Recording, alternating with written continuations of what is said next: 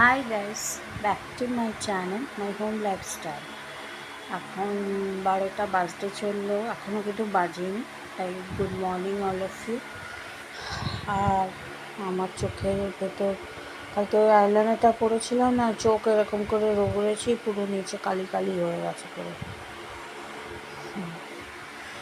যাই হোক, তো আজকে অ্যাকচুয়ালি আমার ব্লগ করবার ইচ্ছে ছিলই না একদম, কিন্তু ভাবলাম যে অনেক গ্যাপিং হয়ে যাচ্ছে, আজকে না করলে আবার দুদিন ব্লগ ওটা হয়ে যাচ্ছে, ব্লগ করতে পারছি না আপনাদের জন্য। তো কালকে তো একটা উদ্যোগ নিয়ে খুশি নিয়ে বেরোবার চেষ্টা করেছিলাম, কিন্তু বৃষ্টিটা এমনই হলো যে ব্যারাকপুরের পর থেকে ওদেরকে যখন জিজ্ঞেস করলাম, ব্যারাকপুরের পর থেকে বৃষ্টি হয়নি, বা ওদের ওখানে শ্যামনগরে তো একদমই হয়নি বলবো না, হয়েছে, ওদেরও হয়েছে, কিন্তু ওদের হয়ে থেমে গেছে।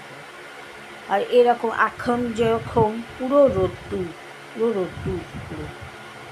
তো সকালবেলাও কালকে ওরকমই ছিল। কে বলবে এরকম 11টা থেকে বৃষ্টি স্টার্ট হবে? ঠিক আছে, হলো 1 ঘন্টা আমরা 12টা 12:15 পর্যন্ত ওয়েট করলাম, তখন কমে যা, অন্তত আমরা ব্যারাকপুরে পৌঁছে যেতাম। ওখান থেকে নাকি হয়নি।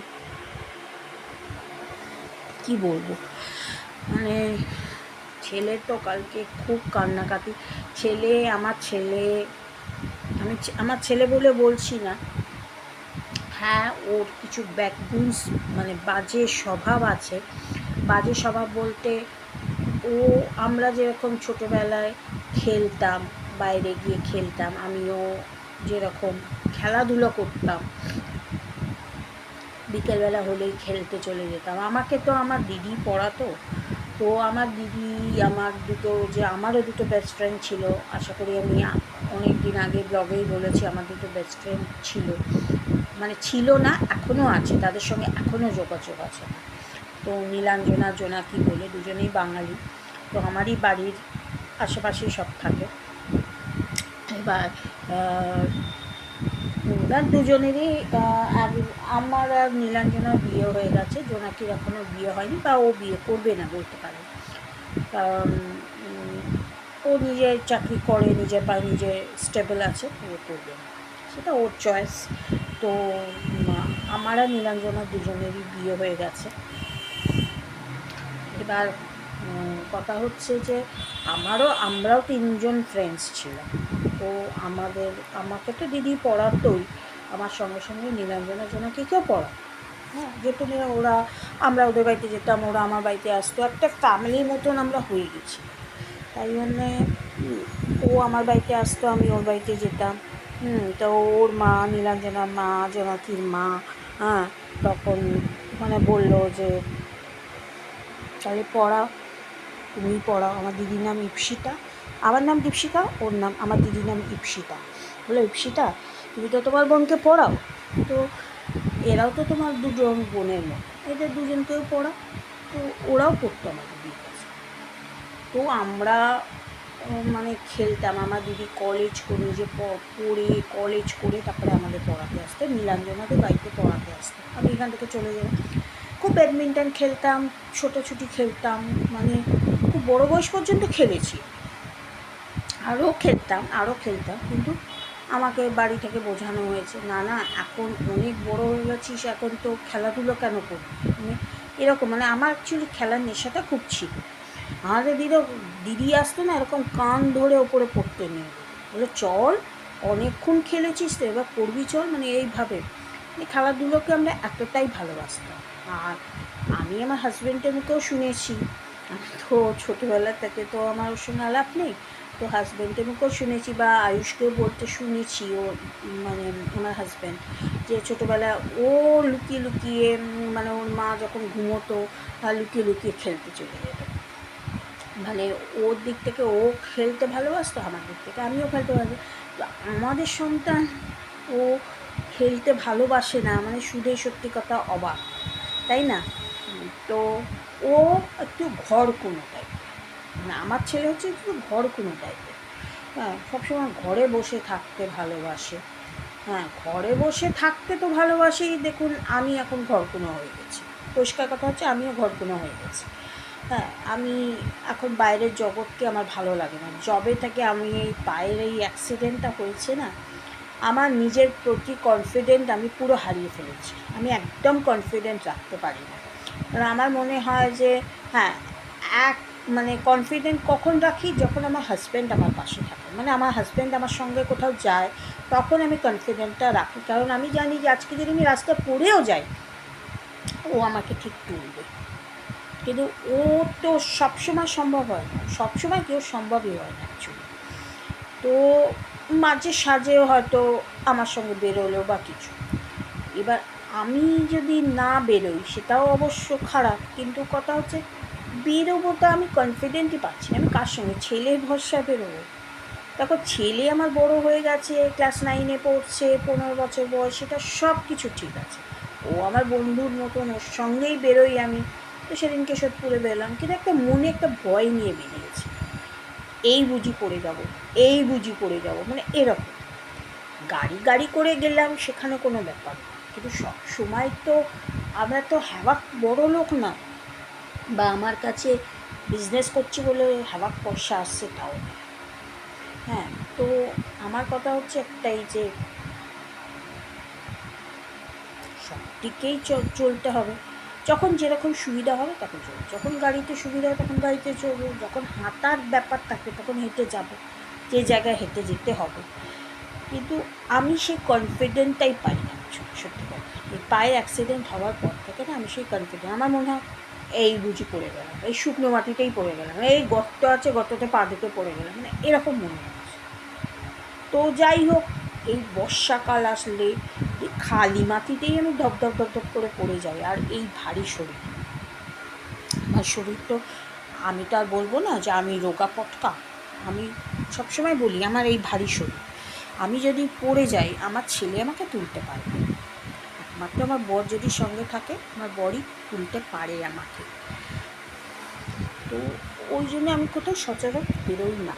আর এখন সত্যি কথা বলছি, না বেরিয়ে না সরি, না বেরিয়ে আমি একটু ঘরকুনো টাইপেরই হয়ে গেছি। বেরোতে চাই না তো, ঘরকুনো টাইপেরই হয়ে গেছি। যাই হোক, তো ওই জন্যেই আমার ছেলেটা না, কী বলবো, আমার ছেলেটা সত্যিই ঘরকুনো হয়ে গেছে। কেন হয়ে গেছে, কী কারণে হয়ে গেছে আমি নিজেও জানি না। যাই হোক, একটা ঘরকুনো হয়ে গেছে।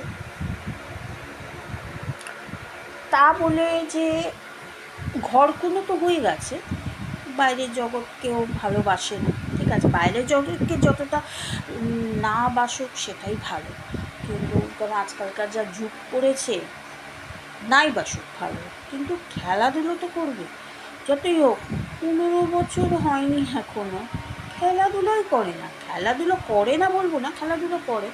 ও হচ্ছে মোবাইল প্রেমিক, মোবাইল নিয়ে সবসময় ভালোবাসে। আমাদের সময় তো মোবাইলও ছিল না। এখন আমি ফোন নিয়ে ব্লগ করছি আপনাদের সামনে, বা শর্টস করছি, বা কিছু ডাউনলোড করে গেম খেলি, মানে আমি তো খেলি না, মানে আমি কথার কথা বলছি, মানে কোনো লুডো খেললাম, কি স্নেক ল্যাডার খেললাম, কি বাবল শুটার খেললাম, মানে এগুলোই আমি খেলি, আমি বাচ্চাদের গেমই খেলি। তো ওরা দেখি ওই সব কিছু খেলে না।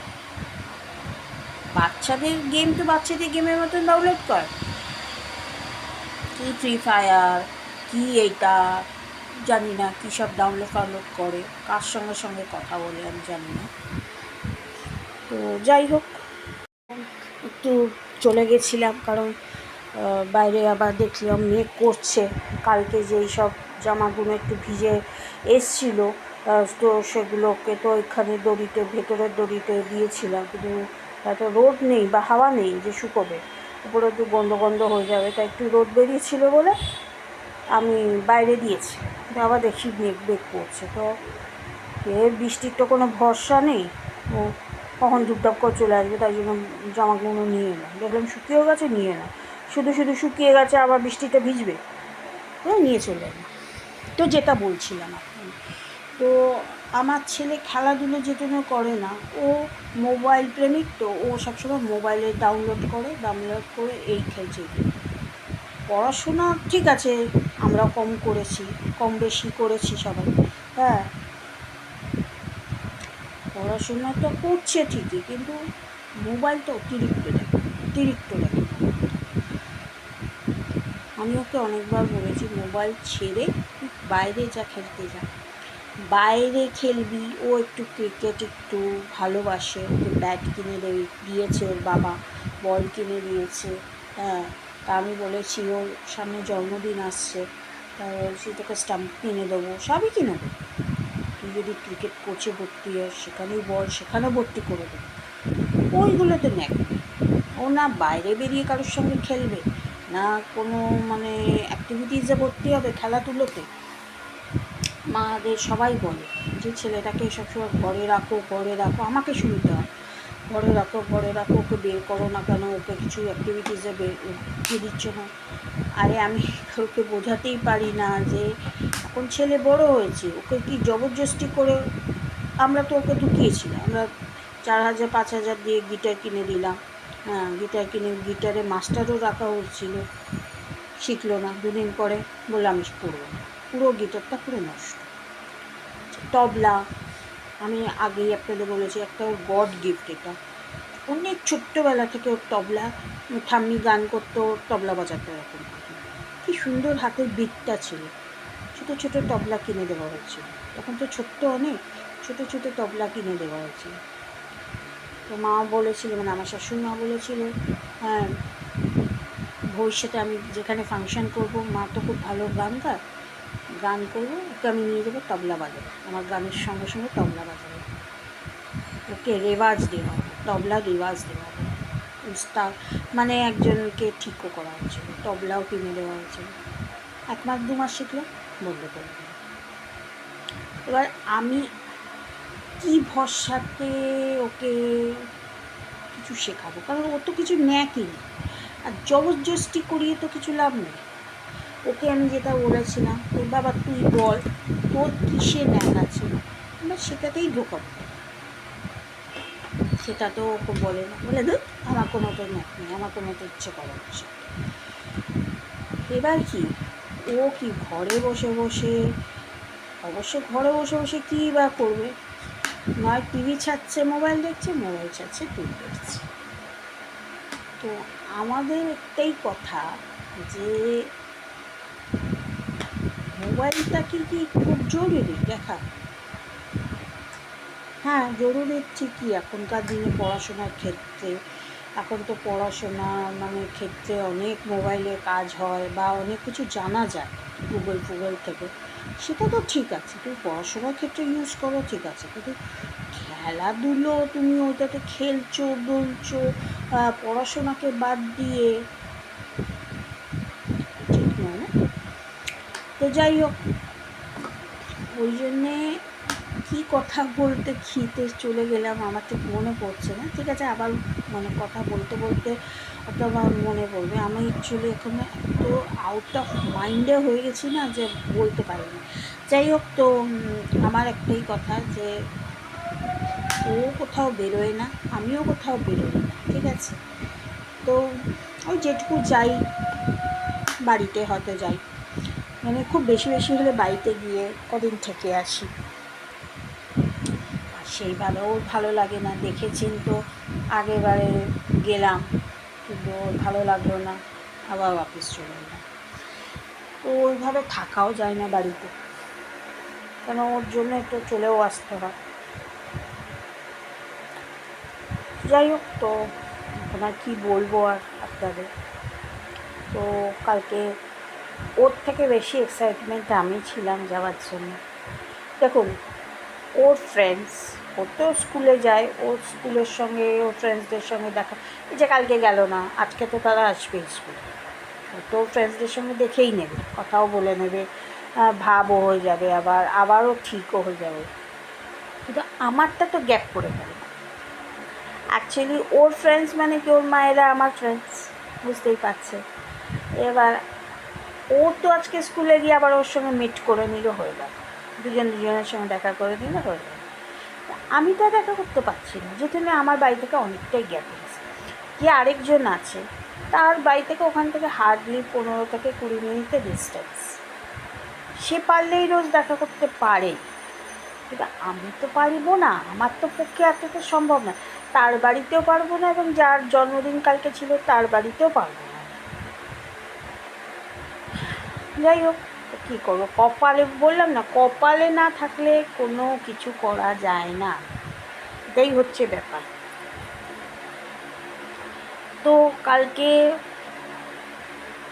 দুঃখ তো আমার প্রচুর হয়েছিল, কিন্তু আমি তো আর ভ্যাঁ করে কাঁদতে পারি না, আমি লোকদের দেখাতে পারি না। দুঃখ আমারও হয়েছিল, আমার যে হয়নি তা না, আমার প্রচুর দুঃখ হচ্ছিল। কারণ আগে থেকে যাব, আগে থেকে অটো টোটো করে যাব, ভালো করে যাব, বেরোই না তো। ওই জন্য আমার মনে হয় যে আমি যদি কোথাও যাই ভালো করেই যাব, একদম সেফলি যাব।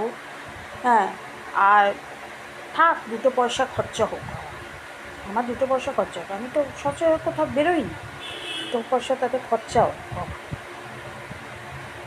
ভালো করে বেরো। যাই হোক, তো কালকে মুডটা আমার খুবই খারাপ ছিল, এবং আজকেও আমার খুবই মুডটা আরও খারাপ। ও তো স্কুলে চলে গেছে আজকে, আয়ুষ। দেখি আবার কবে যেতে পারি, কারণ গিফটটা তো পড়ে রয়েছে, আমাকে তো একদিন আবার যেতেই হবে। দেখি আবার কবে, এটা কি একটা ওর জন্মদিনে উপলক্ষে যাওয়া হয়েছিল, বা ও এসেছিল। এখন আমাকে যেতে গেলে এখন আমাকে আর ওকেই একলাই যেতে হবে। হ্যাঁ, দেখা যাক কবে যাওয়া যায় আবার। আমি সামনে অনেকগুলো ছুটি আছে বটে, 15ই আগস্ট, এই সেকেন্ড স্যাটারডেতে ছুটি থাকে, 15ই আগস্টে ছুটি আছে, জন্মাষ্টমীতে ছুটি আছে, ছুটিটা অনেক আছে, কিন্তু দেখা যাক কবে যাওয়া যাক, এটাই হচ্ছে। কিন্তু ছেলে কালকে কি কন্ট্রোল করতে পারিনি, হাউ হাউ হাউ হাউ করে কেঁদে ফেলেছে।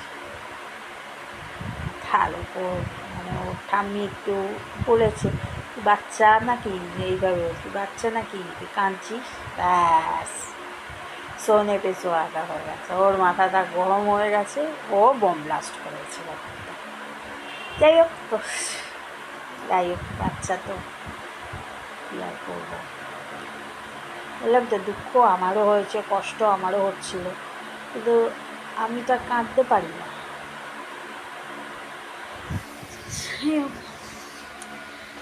এখন সেটা সব কিছু ঠিক হয়ে যাবে আবার, আমি জানি ও ঠিক হয়ে যাবে, আমিও ঠিক হয়ে যাব। লেসেন হয়েছে তো এইটা,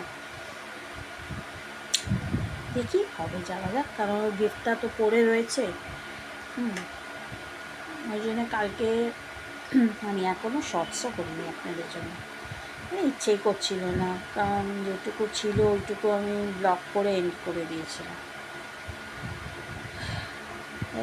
আবার যদি কোনো দিন আমার কোথাও যাওয়া হয় নিশ্চয়ই দেখাবো, হয়তো আবার রোজকার মতন এই ঘরে বসেই বক করবো আপনাদের সামনে। কেন, আগেও বলেছি, এখনও বলছি, আমি তো কোথাও যাই না যে হ্যাঁ আমি ট্রাভেলিং ব্লগ দেখাবো, ইটিংয়ের ব্লগ দেখাবো।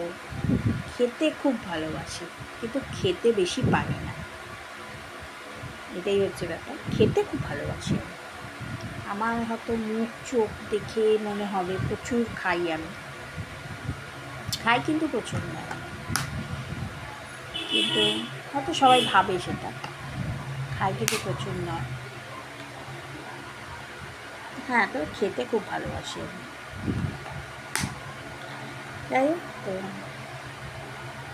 আজকে আমার ব্লগটা এই পর্যন্তই রইল। আর হ্যাঁ, আমি বলেছিলাম আজকে আমি কোনো মানে আপলোড করবো শাড়ি ফাড়ি, কিছু আপলোড করবো না, অ্যাকচুয়ালি আমার ইচ্ছে করছে না।